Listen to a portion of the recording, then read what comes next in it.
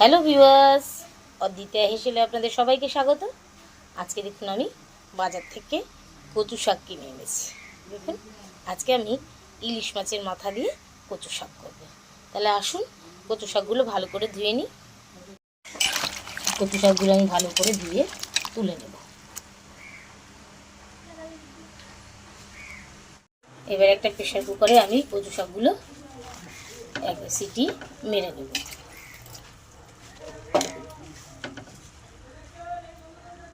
তাহলে বন্ধুরা আমি প্রেশার কুকারে কচুগুলো সিদ্ধ বসিয়ে দিলাম।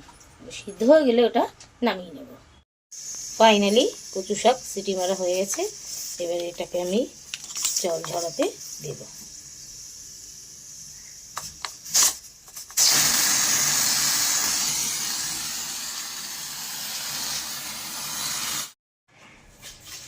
দেখুন গাইস, আমার কচুটা এরকম সিদ্ধ হয়ে গেছে। এবার আমি এটাকে জল ঝরাতে দেব।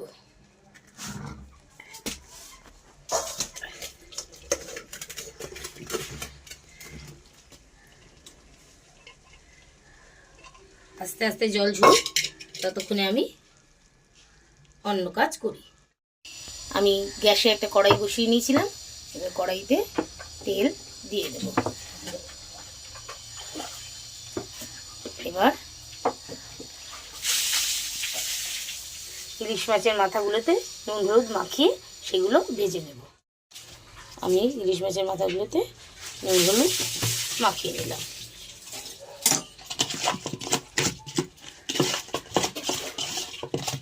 এবার দেখুন তেলটাও গরম হয়ে গেছে। এবার আমি ইলিশ মাছের মাথাগুলো ছেড়ে নেব।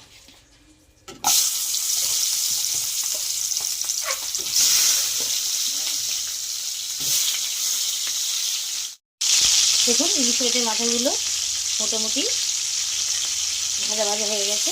আর একটু ভেজে আমি তুলে নেব। ইলিশ মাছ ভাজাগুলো আমার হয়ে গেছে।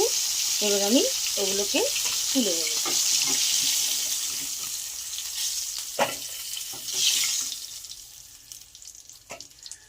এবার ওই তেলেই আমি দিয়ে দেব তেজপাতা,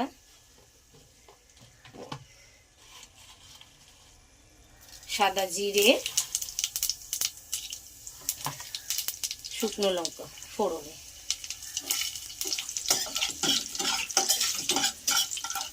আর দিয়ে দেব আমি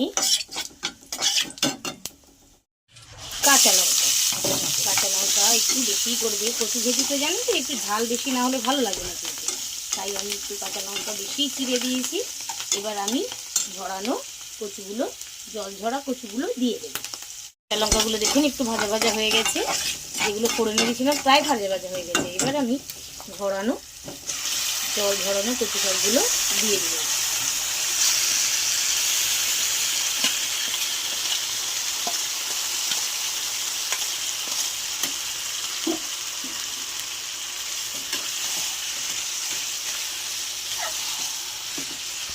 দেখুন কি সুন্দর সিদ্ধ হয়ে গেছে আমার কচু শাকটা। ভালো করে আমি ফোড়নগুলো কচু শাকের মধ্যে নেড়ে ছেড়ে মিশিয়ে নেব। এবার আমি এই কচুর মধ্যে দিয়ে দেব পরিমাণ মতন লবণ আর পরিমাণ মতন হলুদ। আমি সিদ্ধ করার সময় অল্প দিয়েছিলাম, কিন্তু সেটা তো জলের সঙ্গে বেরিয়ে গেছে, যার জন্য আবার আমি দিয়ে দিলাম। দেখুন অনেকটাই জল মরে গেছে, কিন্তু এখনও অনেক জল আছে। কচু শাক আস্তে আস্তে করে করতে হয়, একটু টাইম লাগে।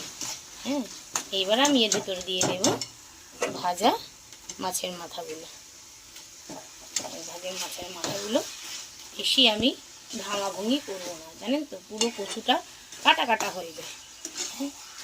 আস্তে আস্তেই করবো, তাহলে আস্তে আস্তে হোক। দেখুন বন্ধুরা, প্রায় হয়ে এসছে আমার কচু শাক। মাথাগুলো আমি একটু হালকা ভেঙে ভেঙে দিয়েছি, মাথাগুলো মিশে গেছে। দেখুন হালকা ভেঙে ভেঙে দিয়েছি আমি, নাহলে ইলিশ মাছের টেস্টটা আসবে না, বুঝছেন। এবার আমি এর ভিতরে একটু চিনি দিয়ে দিলাম। একটু মিষ্টি মিষ্টি ঝাল ঝাল হবে। আহ, ইলিশ মাছ দিয়ে কচু শাক হেভি হবে। আপনারা একটু বানিয়ে দেখুন। দেখুন বন্ধুরা কি সুন্দর হয়েছে কচু শাকটা, দেখতেও ভালো লাগছে। দেখুন বন্ধুরা কচু শাক আমার হয়ে গেছে, একটুও জল নেই, দেখুন শুকিয়ে একদম ইয়ে হয়ে গেছে। তাহলে আমার ইলিশ মাছ দিয়ে কচু শাক কেমন লাগলো একটু বলবেন, কমেন্ট করবেন, শেয়ার করবেন, লাইক করবেন, সাবস্ক্রাইব করতে ভুলবেন না। তাহলে আজকের মতন টাটা, সায়োনারা।